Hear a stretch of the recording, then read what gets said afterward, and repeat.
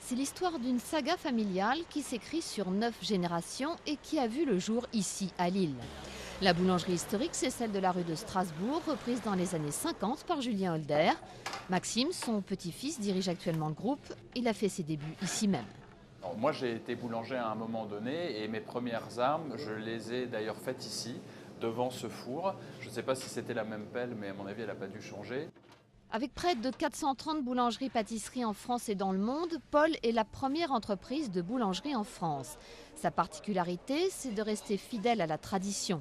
On fabrique par exemple les pains sur place.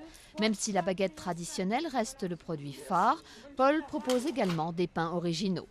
On a commencé à faire des pains vitamine C, des pains pauvres en sel et des pains de mie avec du pain complet. C'est très léger, c'est nouveau là et ça part très bien. 9000 salariés au total, dont 3000 dans le monde, la famille Holder est présente à l'étranger depuis 20 ans, notamment à Londres depuis l'année 2000. Pour attirer la clientèle, Paul mise sur l'art de vivre à la française.